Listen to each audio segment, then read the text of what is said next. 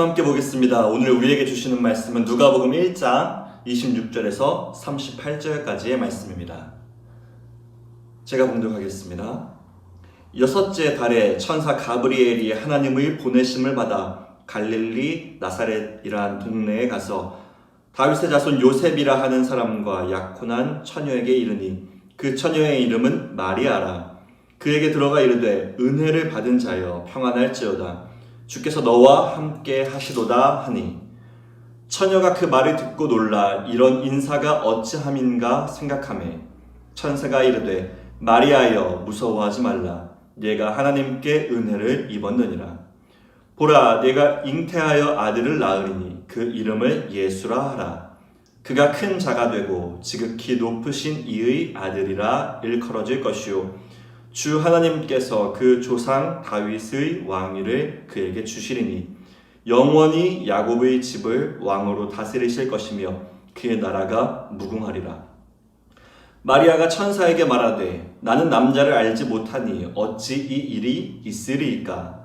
천사가 대답하여 이르되 성령이 내게 임하시고 지극히 높으신 이의 능력이 너를 덮으시리니 이러므로 나실 바 거룩한 이는 하나님의 아들이라 일컬어지리라. 보라 내 친족 엘리사벳도 늙어서 아들을 배었느니라. 본래 임신하지 못한다고 알려진 이가 이미 6달이 되었나니 대저 하나님의 모든 말씀은 능하지 못하심이 없느니라. 마리아가 이르되 주의 여종이오니 말씀대로 내게 이루어지리이다 하매 천사가 떠나가니라. 아멘. 오늘은 기다리며 라는 제목으로 여러분과 함께 말씀 나누겠습니다. 우리 함께 인사하실까요? 빛으로 오신 예수여, 빛으로 오신 예수여. 할렐루야. 강림절 첫 주 예배에 오신 여러분들을 진심으로 환영합니다. 벌써 11월 막바지입니다. 코로나19로 인해 시끌벅적했던 한 해가 지나고 벌써 12월이라니 시간이 어떻게 흘러가는지 모르겠습니다. 이제 달력으로는 한 해의 마지막인 12월에 들어서지만 교회력으로는 지난주 성령 강림 후 마지막 절을 보낸 것으로 한 주기를 마쳤습니다. 교회는 이제 예수님의 탄생을 기다리는 이 강림절에 들어섬으로써 새롭게 한 주기를 시작하게 됩니다. 세상의 시간은 마무리를 향해 가지만 우리는 예수님을 삶의 중심으로 두는 그리스도인이기 때문에 아기 예수님의 나심을 기다리는 새로운 시작에 들어선 것입니다. 또 다른 시작을 맞이하는 우리 소명교회 성도님들 모두에게 하나님의 은혜와 임마누엘의 소망이 함께 하시기를 진심으로 바랍니다. 강림절입니다. 대림절이라고도 하죠. 기다릴 때 내릴 강자를 씁니다. 예수님께서 이 땅에 오심, 내려오심을 기다리는 절기입니다. 교회력에 따라 우리 소명교회도 앞으로 4주간에 걸쳐서 강림절기를 지내게 될 겁니다. 저도 4번의 강림주일에 맞춰서 4번의 시리즈 설교를 준비했습니다. 주제가 있는데요. 기다리며 기도하고 기대하며 기뻐하다. 기다리며 기도하고 기대하며 기뻐하다 라는 주제로 진행하게 됩니다. 여러분들도 예수님의 나심을 기다리시면서 기대하는 마음으로 함께 해주시기를 부탁드립니다. 오늘은 그 첫 시간 기다리며 라는 주제로 말씀 전하겠습니다. 여러분들도 잘 아시는 것처럼 아기 예수님의 나심에 대한 기록은 마태, 누가, 복음에만 있습니다. 마가는 세례 요한의 이야기와 그에게 세례받는 예수님의 이야기부터 시작하고 사도 요한은 빛으로 오신 예수님에 대한 신앙적인 고백과 찬양으로 시작합니다. 탄생 이야기와는 결이 조금 다르죠. 오늘 본문은 성탄의 첫 이야기, 소위 우리가 수태고지라고 부르는 사건입니다. 천사 가브리엘이 제사장 사가리아에게 나타나서 메시아의 길을 예비할 자, 그 아이를 낳게 될 것이라고 알려줍니다. 이후에 아내 엘리사벳이 아이를 갖죠. 바로 세례 요한입니다. 그로부터 6개월 후 가브리엘 천사는 요셉과 약혼한 마리아에게 찾아옵니다. 마리아를 통해 이 땅에 오실 예수 그리스도를 알린 것이죠. 짧은 시간, 짧은 만남이었지만 마리아에게는 일생일대의 변화를 일으킨 만남이었습니다. 그리고 오늘 말씀을 통해 우리도 마리아처럼 삶의 변화를 일으키는 만남이 되기를 소망합니다. 이 수태고지를 들은 마리아는 두 가지를 기다리게 됩니다. 먼저는 아들을 기다립니다. 마리아는 당시에 평범한 여성이었습니다. 그의 약혼자 요셉도 평범한 사람이었습니다. 일상의 의리와 전혀 다르지 않은 그런 평범한 사람 말입니다. 성경은 그를 다윗의 자손이라고 소개하지만 이것은 그에게 대단한 가문의 후광이 있다는 것을 말하지는 않습니다. 여러분들도 잘 아시는 것처럼 요셉은 그저 목수에 불과했으니까요. 이것은 마치 박씨인 제가 박승룡인데 박승룡 전도사는 박역거세의 후손이다라는 것을 생각해 보시면 되겠습니다. 박역거세가 신라의 초대 왕이었지만 제가 지금 왕족으로 부귀영화나 호사를 누리면서 사는 것이 아니잖아요. 그렇죠? 마찬가지로 요셉도 다윗의 후손이지만 많은 시간이 흘러 평범한 한 사람으로 당시를 살아가고 있던 것입니다. 하지만 성경에는 그저 기록된 것이 하나도 없죠. 다윗의 자손 요셉이라는 말은 요셉의 분명한 정체성을 알려주는 것입니다. 어쨌거나 요셉과 마리아는 당시 유대교 안에서 하루하루를 열심히 살아가는 평범한 일상의 사람들이었습니다. 그런데 그 마리아에게 갑자기 천사가 나타났고 갑자기 임신을 예고하며 그 아이가 메시아, 즉 구원자라고 말을 합니다. 누가복음 1장 31절입니다. 보라, 내가 잉태하여 아들을 낳으리니 그 이름을 예수라 하라. 하지만 마리아는 아직 남자를 알기 전이었습니다.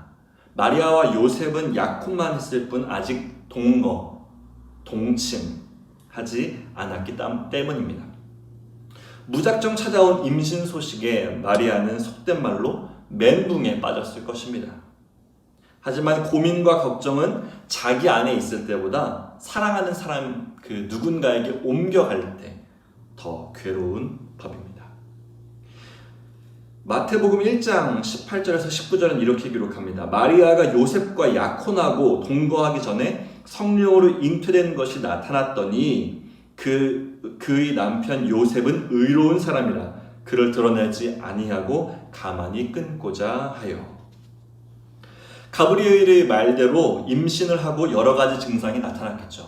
배가 나오고 입덧을 하거나 신 과일이 먹고 싶을 수도 있습니다. 어쨌거나 마리아의 임신 사실을 알게 된 요셉이 조용히 관계를 끊으려 할 때 다시 한번 천사가 나타났고 결국 요셉은 마리아를 데리고 와서 함께 살게 됩니다만 그 과정 중에 마리아가 얼마나 많은 고뇌와 갈등을 했을지 우리는 감히 상상해 볼 수 있습니다. 21세기를 지내는 우리에게도 혼전 임신은 사회적인 가치 판단의 충동을 일으킵니다. 옳고 그름을 떠나서 생명에 대한 책임이 그만큼 중요하기 때문이죠. 2000년 전에는 어땠을까요? 모르긴 몰라도 그 엄중함이 지금보다 더하면 더했지 덜하지는 않았을 것입니다. 사람들의 수군거림과 약혼자에 대한 미안함을 짊어지고 마리아는 기다립니다. 이 모든 것을 감내하고 마리아는 아들을 기다립니다. 이 아들이 하나님의 아들이기 때문입니다. 오늘 보면 35절 천사가 대답하여 이르되 성령이 내게 임하시고 지극히 높으신 이의 능력이 너를 덮으시리니 이러므로 나실 바 거룩한 이는 하나님의 아들이라 일컬어지리라. 아멘. 마리아는 자신에게 가브리엘 천사가 찾아온 날 그와의 대화를 절대 잊지 못했을 겁니다. 하루하루 불러오는 배를 보면서 해산의 날이 될 때까지 마리아는 그날 천사가 자기에게 했던 말을 기억했을 것입니다.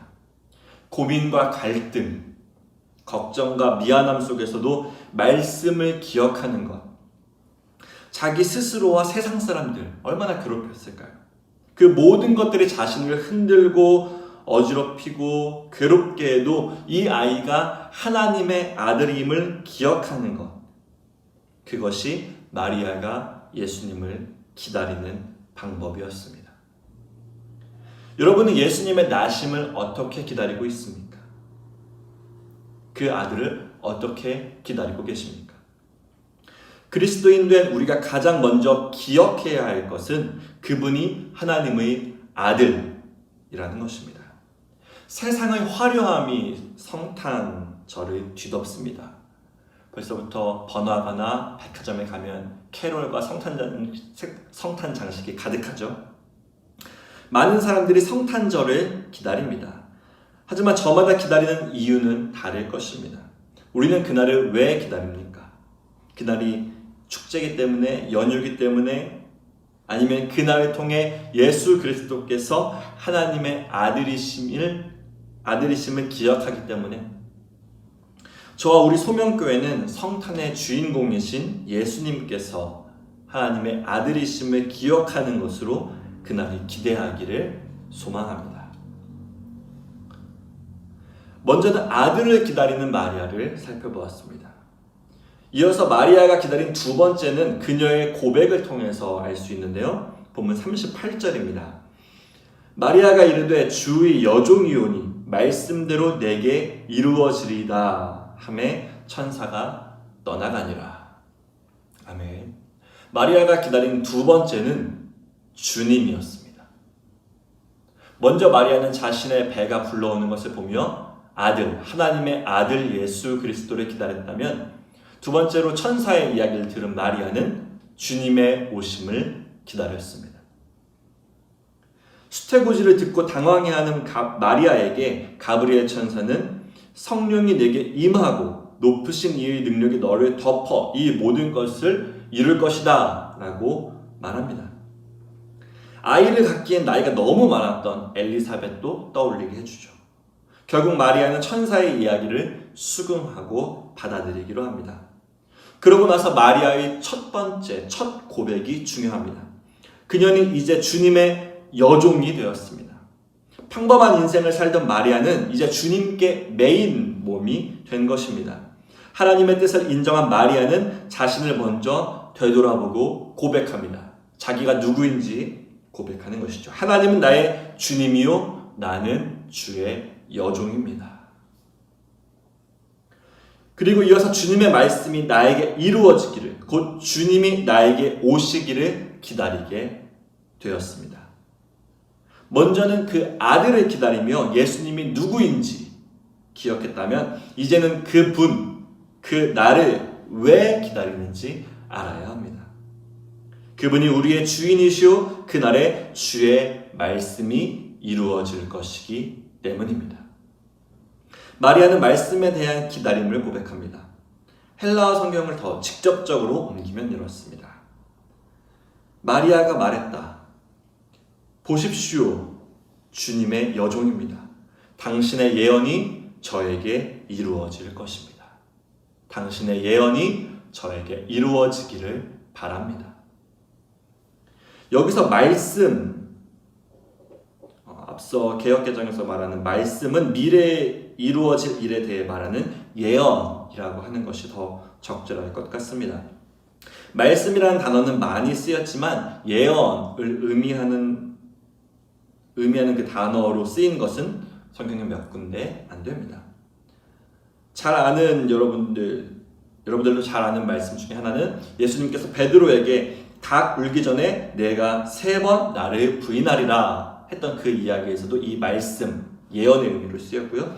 또 하나는 예수님께서 인자가 죽임을 당하고 3일 만에 살아나리라 하신 것도 같은 예언의 단어를 썼습니다.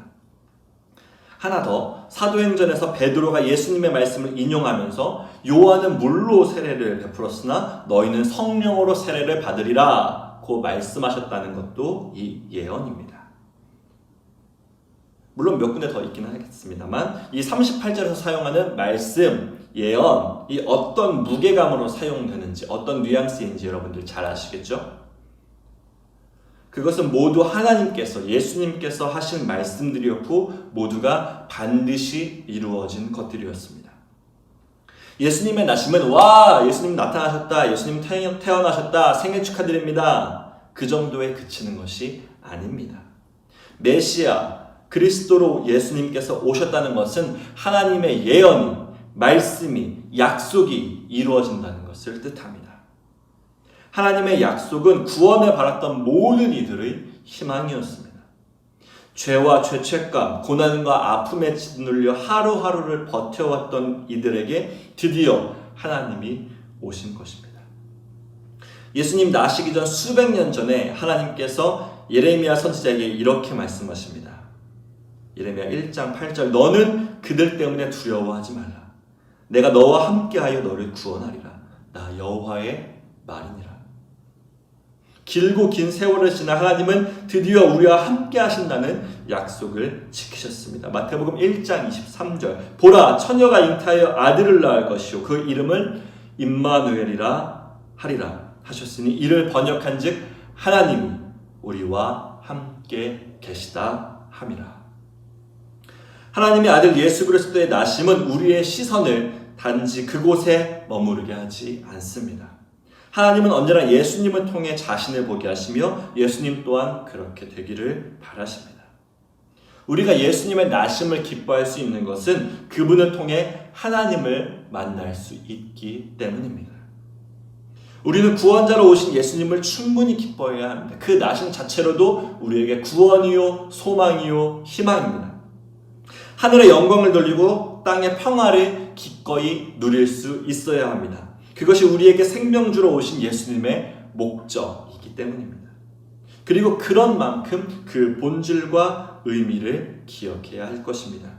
우리가 예수님을 기다리는 것은 주인 되신 하나님께서 당신의 말씀을 이루실 것이기 때문입니다. 그 약속, 그 언약. 우리는 예수님을 통하여 주의 말씀이 성취되고 성취되었고 성취될 것을 믿습니다.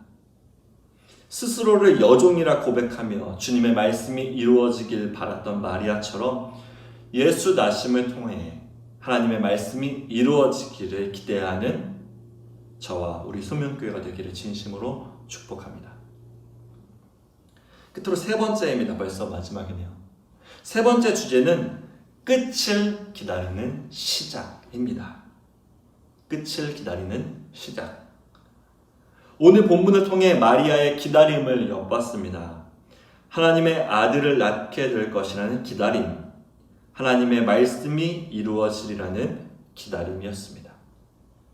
그럼 결국 이 기다림의 끝은 무엇일까요? 바로 예수님이 다스리시는 나라입니다. 누가복음 1장 33절, 영원히 야곱의 집을 왕으로 다스리실 것이며 그 나라가 무궁하리라. 아멘. 오늘 설교를 시작하면서도 이야기했지만 벌써 11월의 끝자락입니다. 세상 사람들은 한 해의 마지막을 보내면서 지난 날을 되돌아보고 다가올 새해를 기다립니다. 이처럼 끝은 늘 시작과 맞닿아 있습니다. 시작은 끝을 상정하기 마련이고요. 교회력으로 강림절은 한 주기의 시작이라고 말씀드렸습니다. 교회만의 한 해를 시작하는 것입니다. 여러분은 믿음의 시작에 들어서면서 어떤 끝을 기다리고 계십니까? 우리 믿음의 끝이 무엇인지 잊지 않고 계십니까? 천사 가브리엘은 예수님의 시작, 예수님의 나심을 알리면서 그 끝, 그 완성이 어떻게 될 것인지도 분명히 전해줍니다. 예수님은 큰 자가 되고 높은 이의 아들로 불리며 다윗의 왕위를 받아 왕으로 다스리실 때 그 나라가 무궁하게 될 것입니다. 마리아뿐만 아니라 우리도 이 말씀을 진정으로 받아야 합니다. 이것이 기다림 끝에 보게 될 예언의 완성이기 때문입니다. 말씀을 정리합니다. 우리를 위해 이 땅에 오신 예수님의 나심을 기다리는 강림절입니다. 천사를 통해 수태고지를 듣고 하나님의 아들과 주 말씀의 성취를 기다리는 마리아처럼 우리도 두렵고 떨리는 말씀이지만 기꺼이 종이 되어 그리스도를 기다리는, 기억하고 기대하며 성탄을 기다리는 저와 여러분 되기를 소망합니다. 마지막으로 시편 말씀을 전해드리면서 마치도록 하겠습니다. 시편 130편 7절 말씀. 오 이스라엘아, 하나님을 기다리고 앙망하여라. 하나님이 오시면 사랑이 오고 하나님이 오시면 풍성한 구원이 임한다. 아멘. 기도하겠습니다.